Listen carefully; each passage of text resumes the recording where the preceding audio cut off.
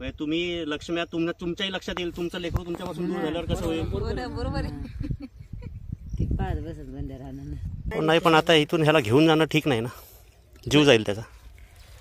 नाही एवढं फ्रेश येतो तसं ते उठून उभं राहते. आता आपल्या लेकराला आपल्या आईपासून जर वेगळं केलं तर ते आपलं लेकरू जगल का? मग हेही त्याचंच लेकरू आहे ना.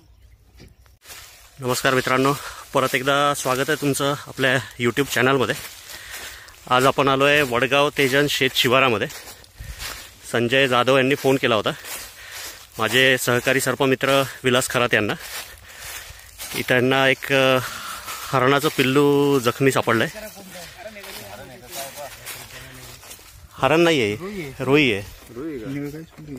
आम्हाला वाटलं हरण आहे का तरी चावा घेतला होता आम्ही, ते करोडा कमीचा पाला टाकला त्याच्यावर, जखमी आला अजून. इथं लागलेलं आहे, इथं लागलेलं आहे.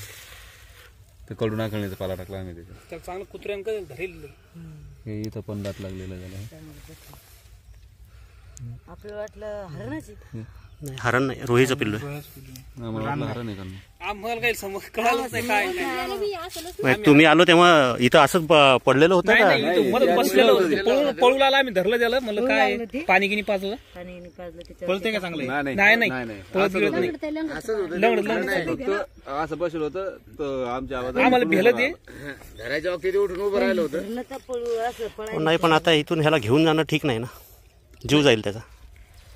नाही एवढं फ्रेश येतो तसं ते उठून उभं राहते. आता आपल्या लेकराला आपल्या आईपासून जर वेगळं केलं तर ते आपलं लेकरू जगल का? मग हेही त्याचंच लेकरू आहे ना. आता ह्याचाही तुम्हाला त्रास आहे, मलाही मान्य आहे. पण नेलं नाही तर मरण ते सर. फक्त आमचं मला वाचायसाठी कुत्र धरू शकते, त्याला दांडगं धरू शकते. आम्ही थोडी इथं थांबणारी. हो, नाही तुम्ही थांबणार नाही. आता आम्ही समजा संध्याकाळ आपण पाळू त्याला, पण मग पायकी धरतं ओके लगेच झालं. मस्त तसं स्ट्रॉंग आहे ते. फक्त ते भिऊ लागलेलं रोही आहे आम्हाला. नीलगाईचं पिल्लू आहे. हो, नीलगाय का पायवर धरेल पण त्यांना असं लय टेकून नाही चालत. कारण इथं रोही आहेत ना, आता रोही पळाले नाही तर त्याची आई इथंच असणार आहे. हो का? म्हणजे त्याला इथून घेऊन जा. उपचार म्हणजे काय, आता तुम्ही जे लावलंय तेवढं बस झालं. कारण काय आहे, हे जे जनावर आहेत ह्यांना आपल्या आता इथं ह्यांची जी ट्रीटमेंट असती वन्यजीवांची, त्याचे औषधं वेगळे असतात. आणि जे आपले प्रादेशिकचे जे जनावर आहेत, म्हणजे जे आपले गुरंढोरं जे आहेत त्यांचे जे औषध आहेत ते वेगळे असतात. आणि ह्याची जी काही जखम जी आहे ती काही अशी खूप काही मोठी फाटले बिटले टाके बिके टाकण्यासारखी नाहीये. तर त्याच्यामुळे मला असं वाटतं की त्याला इथेच राहू द्या. त्याच्या आईपासून त्याला वेगळं करण्यात पॉईंट नाही. म्हणजे तुम्ही लक्ष्म्या तुमच्याही लक्षात येईल तुमचं लेकरू तुमच्यापासून दूर झाल्यावर कसं होईल. बरोबर आहे. ते पाच बसत बंद राहणार. कारण असंच मागेही एकदा झालं, एक पिल्लू आम्ही असंच जखमी होतं, थोडंसं मोठं होतं याच्यापेक्षा. त्याची ट्रीटमेंट वगैरे केली पण ते काही वाचलं नाही. पण याला पळताच नाही येत. कुत्रे जर तावडीत सापडलं ना तर कुत्र काही ठेवत नाही. खाऊन टाकतात. लांडगी येते इकडे पुन्हा. कोल्याच्या बी तावडीत पडत, कोले सोडत नाही त्याला. हो, नाही आता कसं झालं नेमकं, तुम्ही आले आणि ते जे मोठाले रोही आहेत ते तुम्हाला घाबरून पळाले आणि ह्याला पळता नाही आलं. नाही आता आम्ही जेव्हा आलो तेव्हा इथं होते ना, आम्ही आलो तेव्हा पळाले रोही इथं होते ना. आता जेव्हा तुम्ही आवाज दिला 5-6 रोही पळाले. 5-6 रोही पळाले. मग तेच बरोबर तिची माइंड असेल तर हो, नाही प्रश्नच येत नाही ना. प्रत्येक महिला असतात ना स्वतःच लेकराबद्दल. पाहत असं ना माहिती. आम्हाला वाटलं हरणाच आहे का. नाही, हरण अगोदर फोटो टाकला तरी आयडेंटिफाय झाला असते. आम्ही फोटो टाकला तर डायरेक्ट फोन लावला, त्याला जीवदान भेटून.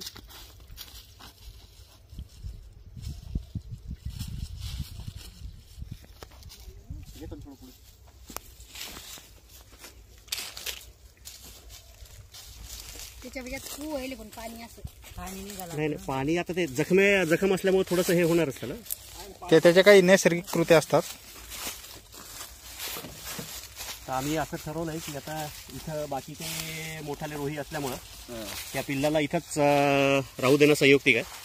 कारण ह्याच्या आधीचाही एक एक्सपिरियन्स आहे. एका रोह्याच्या पिल्लाची ट्रीटमेंट वगैरे केली पण ते काही पिल्लू काही जगलं नाही. इथंच त्याचा आजूबाजूला त्याचा कळप आहे, त्याची आई असणार आहे. आत्ता म्हणजे आम्ही येतानाच बघितलं तर जवळपास 6-7 रोही इथून पळताना दिसले. तर ह्यांच्यामुळं ते लक्षात आलं, ह्यांना इथं बसलेला दिसला होता तो. तर आता मी आधी म्हणल्यासारखं की नैसर्गिक अधिवास आहे. त्याचे आई वडील जे कोणी आहेत त्याची इथंच आहेत, त्याच्यामुळे त्या पिल्लाला इथंच राहू देणं संयुक्तिक आहे. जखमाई त्याच्या बघितल्या, जखमाई काही फार मोठ्या नाही आहेत, ज्या नॅचरली भरून येण्यासारख्या आहेत. आणि मी आधी म्हटल्यासारखं की जे डोमेस्टिक ॲनिमलची जी ट्रीटमेंट आहे ती वाईल्ड ॲनिमलला लागू होत नाही. त्यामुळं आता ह्यांनी जो त्याचा ग्रामीण उपचार जो केला, कुठला पाला लावला त्याला? बरं, म्हणजे जे काही थोडंसं अँटीसेप्टिक असल्यासारखं आहे, झाडाचा पाला. तर ते ह्या दादांनी त्याला ऑलरेडी लावलेलं आहे. तर त्यामुळं फार काही ट्रीटमेंट करायची गरज नाही. आणि त्याला त्याच्या इथंच शेतामध्ये आता सध्या सोडून दिलेलं आहे. त्याची आई जी आहे ती जवळपास असेलच आणि तो त्यांना परत भेटून जाईल अशी अपेक्षा करूयात. धन्यवाद.